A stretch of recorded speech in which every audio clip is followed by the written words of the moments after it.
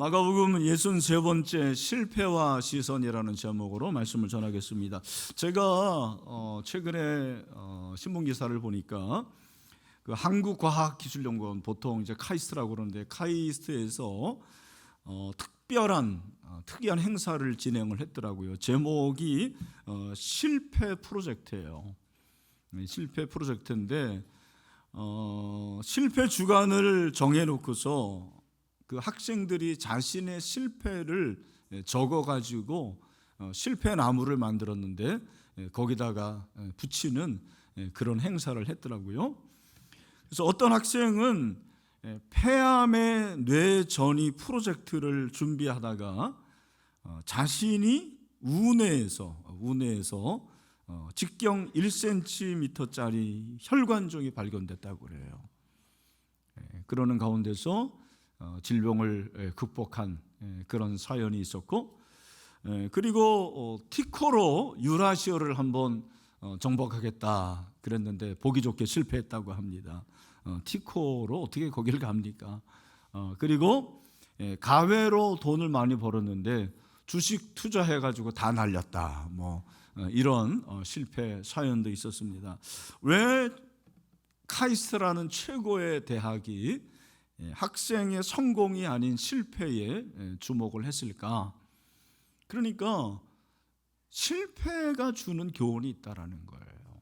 젊은이들이 성공만 추구하지만 실패를 경험하고 실패를 어떻게 극복하느냐가 굉장히 중요하다라는 것을 시사하는 것입니다. 사실 우리가 실패하지 않는 인생이 어디 있습니까? 그 실패했을 때 그 실패에 대한 경험을 나누고 부정적인 정서 대신에 학생의 그 자아 탄력성을 키우고 또 실패를 이기는 그런 힘을 북돋아 주는 거죠. 다시 말해서 실패를 보는 뭐를 바꿔주는 거예요? 시선을 바꿔주는 거예요. 실패에 대한 시각, 시선을 바꿔야 된다는 것입니다. 여러분, 오늘도 이 실패 얘기 우리가 너무나도 잘 알고 있습니다. 누가 실패한 내용입니까? 베드로가 실패한 내용 3번이나 부인했습니다. 사실 베드로가 이 실패를 하기까지 지난주에 살펴본 대로 이미 믿음이 흔들리기 시작했고, 그 믿음이 흔들리는 가운데서 오늘 본문을 보면 그 대제사장 가야바의 관저 앞들까지 갔어요. 다 도망갔는데 두 사람, 베드로와 요한만 남은 거죠. 그 베드로가 그 당시가 요즘 정도 이렇게 봄날 아주 차가운 밤이었습니다. 얼마나 쌀쌀합니까? 그 팔레스타인의 밤이라는 것이. 그런데 그 추위를 이기려고 사람들이 아마 불을 이렇게 붙이고 모닥불을 쬐고 있었는데, 본문에 보면 그 불을 쬐고 있었어요. 베드로도 불을 쬐고 있었는데 갑자기 훅 하고 들어온 거예요. 어떤 여종 하나가 그 베드로를 주목하여 봤다고 그랬어요. 보고 주목하면서 너도 나사렛 예수와 함께 있지 않았느냐. 정말 갑작스러운 돌발적인 사건이었습니다. 준비도 못한 가운데서 베드로가 아니라고 그렇게 부인을 했죠. 그러면서 68절에 나는 네가 말하는 것이 무엇인지 알지도 못하고 깨닫지도 못한다. 이중부정이죠. 2번 반복해서 부정하는 거예요. 나는 모른다. 네가 말하는 거 모른다. 근데 여종이 또 그를 뚫어지게 쳐다보면서 그를 보고 이제는 곁에 있는 사람들에게 이 사람이 바로 나사렛 도당이다. 여기 도당이라는 것은 한패라는 거예요. 한패, 같은 그런 패다 얘기하는 거예요. 그때 이제 또 한 번 부인을 하게 되고, 이번에는 그 주변 사람들이 너도 진짜 그렇다. 여기 갈릴리 사람이라고 그랬는데 이게 이제 다른 성경을 보면 베드로가 이제 갈릴리 어부 출신이잖아요. 그래서 갈릴리 사투리, 갈릴리 말투가 나오는 거예요. 그래서 우리도 그렇잖아요. 여기 이제 주로 경상도 출신들 보면은 참 고치기 어렵습니다. 예? 자기는 서울 말씨 쓰려고 노력하는데 그게 더 이상해요. 그죠? 네, 그런 경우가 많은데 제가 가지고 있는 주석을 보니까 당시의 갈릴리 사람들은 그 알렙을 자인으로 이렇게 발음을 했다고 그랬어요. 그래서 이제 아인이라고 하고 자인, 알렙베트 기베 달렛 이렇게 나오는데 해와 자인인데 해와 우자인데 그 히브리어 처음이 이제 알렙이거든요. 알파베트가. 근데 그 알렙을 아인으로 자인으로 그렇게 발음을 했다고 그래요. 그러니까 딱 너는 이제 갈릴리 사람이다. 네가 나사렛 예수와 함께 있었다. 그러니까 이번에는 이제 어떻게 합니까? 저주하며 맹세했다고 그랬죠. 71절에 저주하며 맹세하되 나는 너희가 말하는 이 사람을 알지 못한다. 몇 번째 부인하는 거예요? 세 번째 부인했고, 그때 이제 닭이 운 거 아닙니까? 닭이 2번 울어요. 그래서 베드로에게는 치킨 트라우마가 생겼어요. 예, 그 닭을 이제 싫어했다라는 말도 있는데, 하여튼 닭이 2번 울기 전에 내가 3번 나를 부인하라 하신 예수님의 말씀이 기억이 돼가지고 생각하고 울었습니다.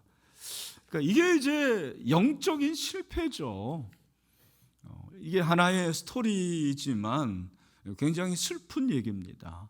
사도 베드로의 실패의 얘기를 그렇게 기록을 하고 있습니다. 사실 당시 이 상황이 베드로가 생명의 위협을 느낄 정도로의 그런 상황은 아니었던 것 같아요. 그렇지 않습니까?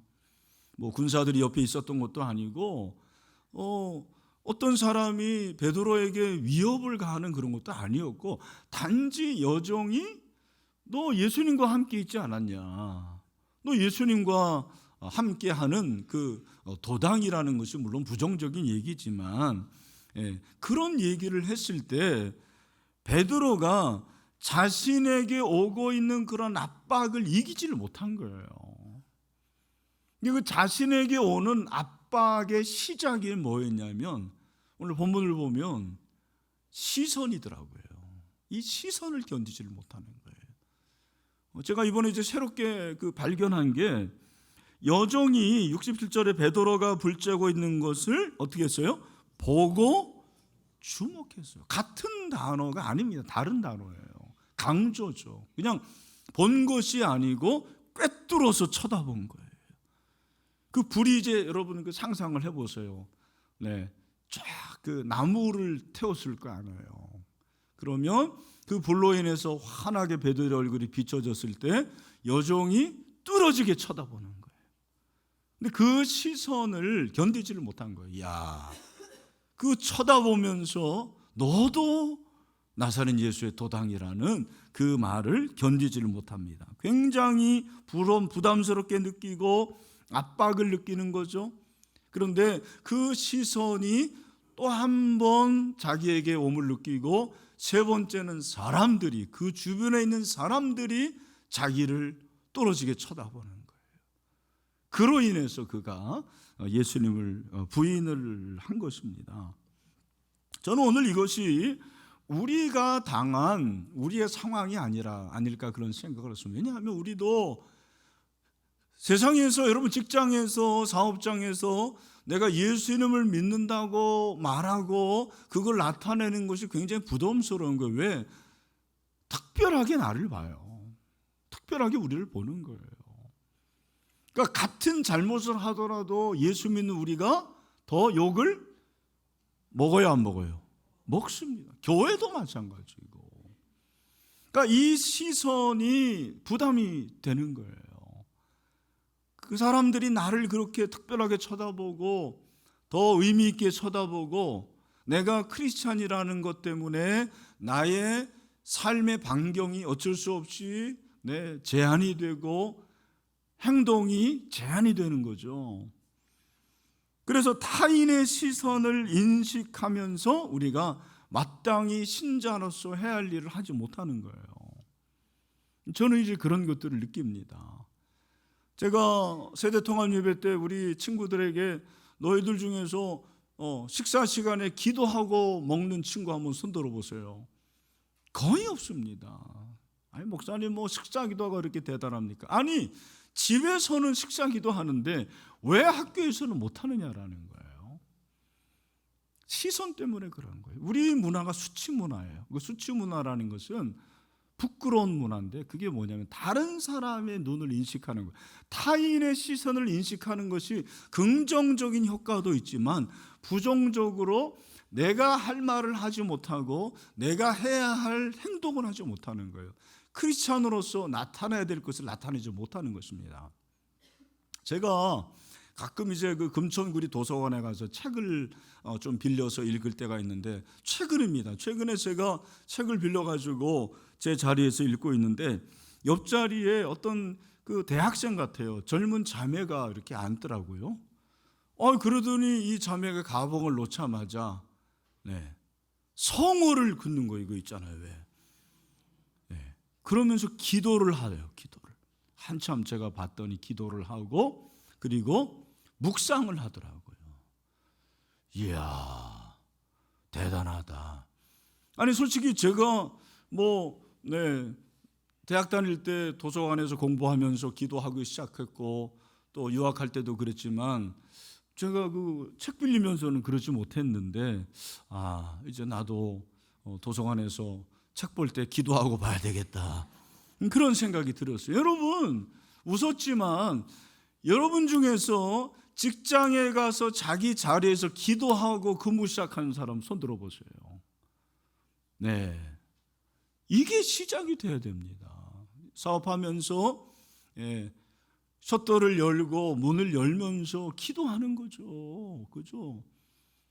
단지 기도라는 것을 말하는 것이 아니고 제가 말씀드리는 것은 내가 크리스찬으로서의 이런 부분들을 다른 사람의 시선을 인식하지 않고 해야 할 일을 하느냐, 거짓말하지 않고 정직하게 그렇게 일하고 근무하느냐, 이런 것들이 참 중요해요. 가끔 정말 믿음 있는 우리 젊은이들 중에서는 그 푸사에 나는 크리스찬입니다, I'm 그리스도인 그렇게 적는 분들이 있어요. 그 참 보면서 귀하다라는 생각이 들거든요. 저와 여러분이 다른 사람의 시선 인식하지 않고 정말 주님을 믿는 믿음으로 날마다 그리스도를 증거할 수 있는 그런 용기가 있게 되기를 소망합니다.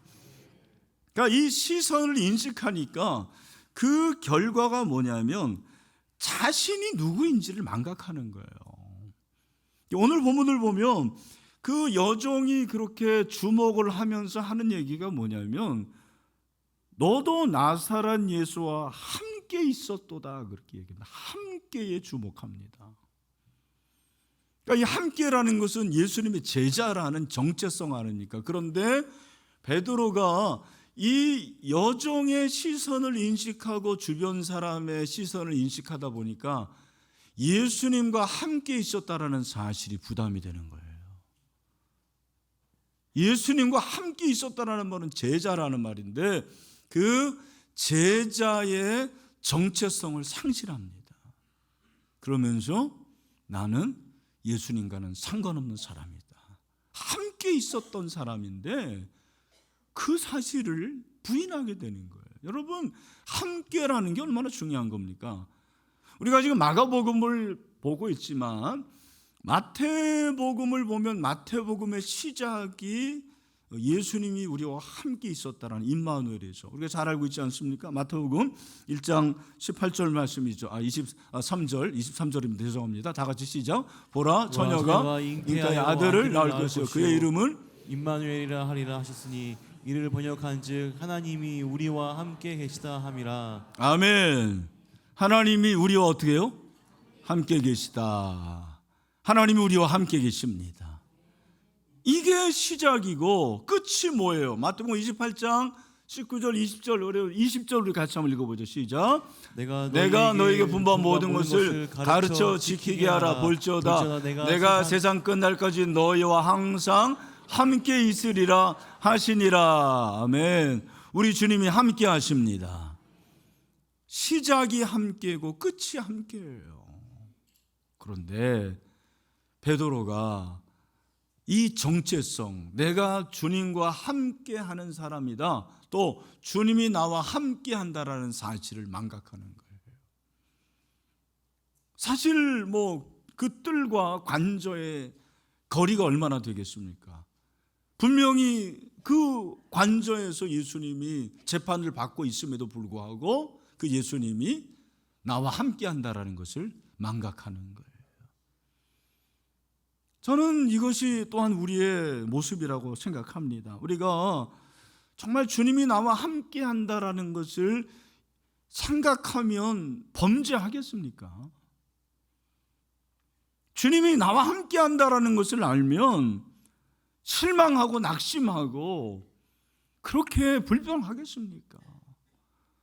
그냥 머리로는 하나님이 함께 하신다라는 사실을 알면서도 하나님이 나와 함께 한다라는 것이 느껴지지 않는 거예요.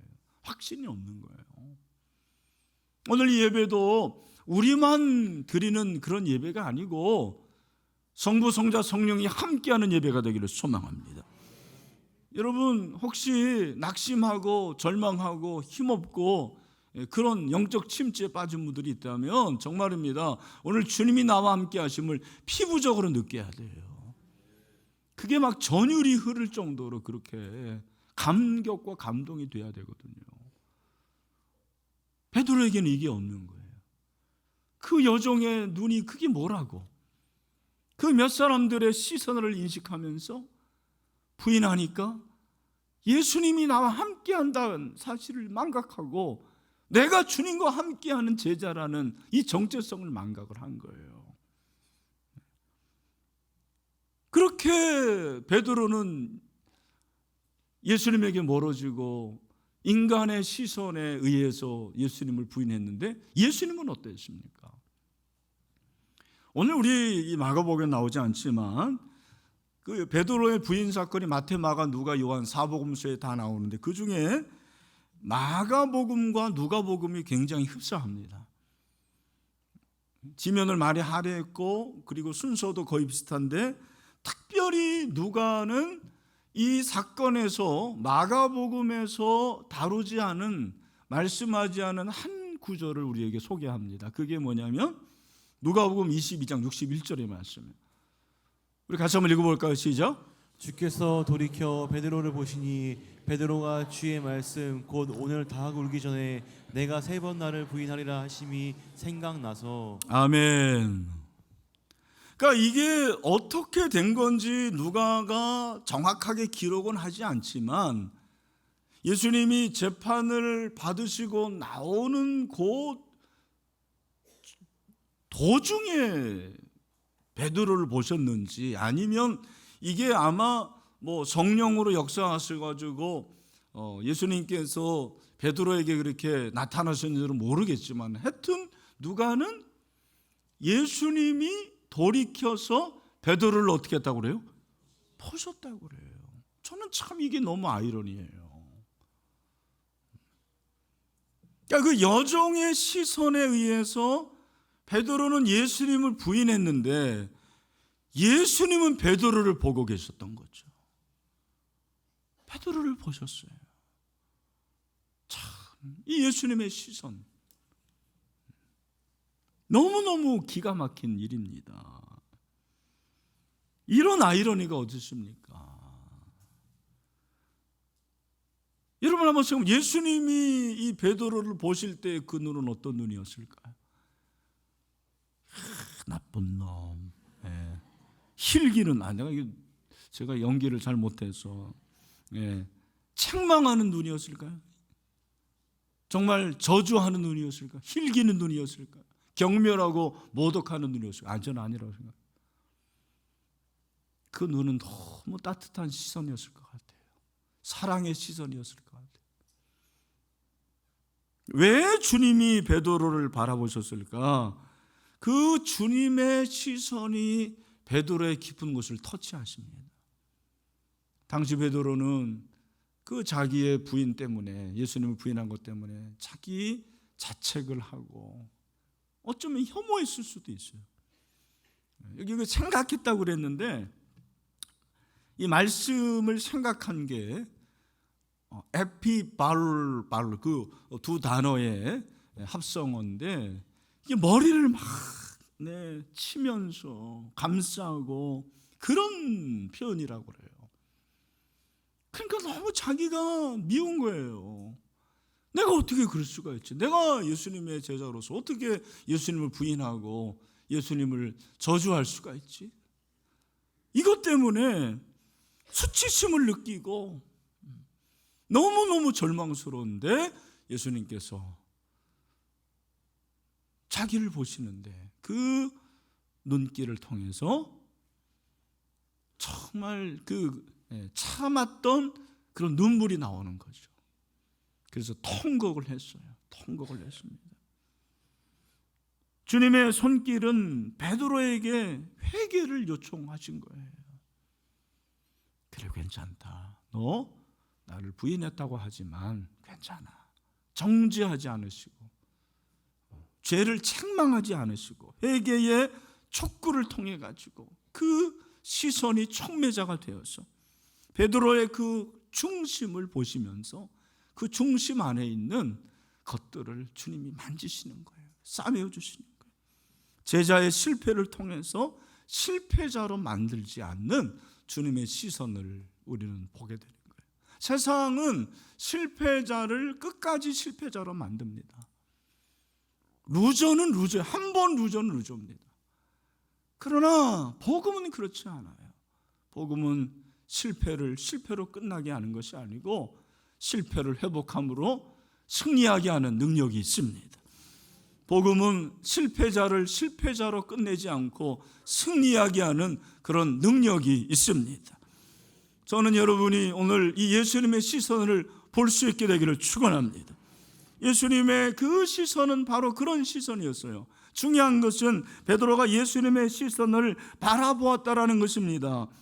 사실 인간이 양심에 찔리면 그 권위자의 눈길을 피할 수밖에 없습니다. 정말 아기라도 자기가 잘못하면 엄마의 그 눈을 피하는 거 당연한데 베드로가 제자로서 스승을 이렇게 부인하고 저주까지 했으니 그 권위자의 눈을 어떻게 볼 수가 있겠습니까? 그런데 마주친 거예요. 눈길이 마주쳤습니다. 예수님의 시선을 피하지 않습니다. 신앙은 바라보는 것입니다. 예수님을 바라보는 것입니다. 다시 주님을 바라볼 때 주님께서 우리에게 회복의 은혜를 주십니다. 저는 요나가 생각이 납니다. 요나가 니느웨에 가서 복음 전하라고 그랬는데 거꾸로 다시스로 가는 배 타고 배 밑창에 자다가 큰 광풍이 불고 이 광풍이 누구 잘못이냐라고 했을 때 결국 요나가 제비에 당첨되고 물에 빠졌을 때 그것이 끝이 아니었습니다. 사실 엄청난 실패였는데 그 실패 가운데서 하나님은 요나를 바라보고 계셨어요. 어떻게? 큰 물고기를 준비하십니다. 요나 1장 11절 여호와께서 이미 큰 물고기를 예비하사 요나를 삼키게 하셨다고 그랬어요. 그래서 그 물고기 뱃속에서 3일 동안 지내는 거죠. 얼마나 어둡고 침침하고 비린내 나고 힘들었겠습니까? 근데 그때 이제 요나가 2장 4절에서 놀라운 고백을 하는 거죠. 우리 다 같이 한번 크게 가정의 눈물 돌리고 있습니다. 시작. 내가 말하기를 내가 주의 성전에서 쫓겨날지라도 다시 주의 성전을 바라보겠다 하였나이다. 아멘. 내가 주의 목전에서, 목전이 뭐예요? 눈목이에요. 눈목.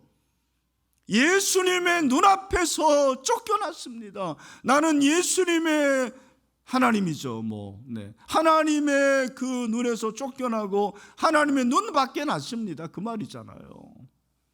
그러나 다시 주의 성전을 바라보겠나이다. 주의 성전은 하나님의 임재를 말하는 거죠. 하나님의 임재를 바라보는 거죠. 하나님을 바라보는 것입니다. 탈무드에 이런 얘기가 있습니다. 사람의 눈은 흰 눈동자와 검은 눈동자로 이루어져 있다. 그런데 사람이 사물을 보는 것은 흰 눈동자를 통해서인가 검은 눈동자를 통해서인가? 사람이 사물을 보는 것은 흰 눈동자를 통해서입니까? 검은 눈동자를 통해서입니까? 검은 눈동자죠. 그러니까 이걸 통해서 탈무드가 이런 얘기를 합니다. 들어보십시오. 사람은 어두운 것을 통해 밝은 것을 볼 수 있다. 어둠을 통해서 밝은 것을 볼 수 있대요. 그러니까 우리가 실패 가운데서도 승리를 볼 수 있는 그런 은혜가 주어지는 줄로 믿습니다. 우리는 예수님을 바라봐야 될 줄로 믿습니다. 영적 실패했을 때 그 실패할 때 그 자리에 있지 않고 세상 보지 않고 사람 보지 않고 환경 보지 않고 예수님을 바라볼 수 있는 눈이 열리게 되기를 축원합니다. 히브리서 12장 1, 2절에서 뭐라고 그래요? 다 같이 시작. 이러므로 우리에게 구름같이 둘러싼 허다한 증인들이 있으니 모든 무거운 것과 얼매이기 쉬운 죄를 벗어버리고 인내로써 우리 앞에 당한 경주를 하며 2절입니다. 다 같이 시작. 믿음의 주여 또 온전케 하신 예수를 바라보자. 예수를 바라보자. 여러분 예수를 바라보시기를 바랍니다. 영적 실패에서 예수의 시선을 보면 되는 거예요. 그럼 제가 마지막으로 질문합니다. 여러분 예수님 다 보셨어요? 예수님을 바라보자 그러는데 예수님 보셨습니까? 그 예수님 보는 게 뭐예요? 예? 네. 오늘 이 말씀을 잘 보십시오. 자, 72절. 닭이 곧 두 번째 울더라. 이에 베드로가 예수께서 자기에게 하신 말씀 뭐예요? 말씀이 기억되고 생각됐어요. 그래서 울었어요. 여러분 말씀이 기억돼야 될 줄로 믿습니다. 말씀이 생각나면 됩니다. 기억되고 생각나고 그 말씀을 생각한 거예요. 그 말씀이 무엇입니까? 우리가 잘 아는 대로 다 도망가도 나는 안 도망갈 거예요. 그랬더니 예수님께서 마가복음 14장 29절 30절 특별히 30절 예수께서 이르시되 내가 진실로 내게 이르노니 오늘 이 밤 닭이 두 번 울기 전에 내가 세 번 나를 부인하리라. 그러니까 사실 그 당시에 닭소리에 관심 가진 사람은 베드로밖에 없었어요. 그렇잖아요. 아니 누가 닭소리에 관심을 갖습니까? 그런데 베드로의 마음속에는 누구의 말씀이 남아 있었습니까? 예수님의 말씀. 여러분 영적 실패에서 예수님을 바라보는 것은 말씀을 붙잡는 것입니다. 말씀을 붙잡을 때 우리는 말씀으로 승리하게 될 줄로 믿습니다. 오늘 이 본문이 이제 사복음서에 다 쓰여진 말씀인데 우리가 하나님의 말씀 붙잡는 것이 얼마나 놀라운 능력이 있는지 몰라요. 늘 말씀드립니다만 기독교는 말씀이 중심입니다. 그래서 성경을 덮어놓고 믿는 사람들은 진짜 위험한 사람들이에요. 그 말은 성경을 읽지 않고 신앙생활하는 사람들은 굉장히 위험한 신앙을 가진 사람들이에요. 그런 사람들이 기도하면 기복적인 기도가 되는 거예요. 말씀을 읽지 않고 묵상하지 않고 그렇게 신앙생활하는 사람들은 내가 주인이 되는 거예요. 우리가 지금 111 운동을 하고 있는데 여러분 성경 일독하고 있습니까? 그러니까 성경 일독을 하지 않고 신앙생활을 한다는 것은 아주 위험한 사람이에요. 그래서 지금 많은 분들이 111 운동에 동참하면서 어떤 집사님은 출근하기 전에 성경 읽고 제가 조금 큰 소리로 읽으라고 그랬더니 이분은 퇴근하고 이제는 자기는 텔레비전 시청 안 한다고 그래요. 그러면서 성경 읽고 성경 읽으면서 어려운 게 나오면은 자기 아내가 제자훈련 받았대요. 그래서 물어본다고 그러더라고요. 예. 어떤 권사님은 이번 주에도 같이 신방했는데 눈이 이제 침침하고 어두우니까 귀로 듣더라고요. 말씀이 너무 중요한 거죠. 그러니까 말씀은 성경 일독을 위한 것도 되지만 우리가 절망하고 실패 가운데서 말씀 붙잡고 승리하기에는 능력이 됩니다. 저도 뭐 여러분 실패할 때가 왜 없겠습니까? 그런데 말씀이 생각이 나고 말씀 붙잡으면 새 힘을 얻을 수가 있는 거예요. 제가 이제 마지막으로 최근에 이제 어떤 우리 협동 장로님인데 필사한 걸 가져왔어요. 제가 이제 여러분들이 성경 필사를 하면 사인을 해드립니다. 기념으로. 뭐 나는 뭐 유명한 사람도 아닌데, 예. 근데 이분이 영어로 필사를 한 거예요. 필기체로 그거 한번 보십시오. 난 이거 인쇄하는 건 줄 알았어요. 중학교 2학년 때 그 영어 선생님이 담임 선생님이 영어 선생님이었는데 1학년, 2학년 때 그 필기체 배우잖아요. 요즘은 미국에서는 필기체 가르치지 않습니다. 네. 미국에서는 필기체 안 써요. 근데 그 선생님이 야, 너 필기체 너무 잘 쓴다. 그게 생각이 나가지고 2년 동안 쓴 거예요. 이야, 너무 잘 쓰지 않았습니까? 네. 오늘 본문 한번 보여주세요. 오늘 본문 마가복음 네, 이겁니다. 이게 이제 마가복음 14장 그 내용인데, 이야, 여러분, 저는 여러분들이 말씀을 붙잡게 되기를 축원합니다. 말씀 읽읍시다. 묵상합시다. 필사도 하고 말씀대로 살아갑시다. 우리는 사람의 시선을 인식하는 것이 아니고 주님의 시선을 인식하는 자들이에요. 그 주님의 시선, 주님 말씀 붙잡고 승리할 수 있는 저와 여러분 되시기를 주님의 이름으로 축원합니다.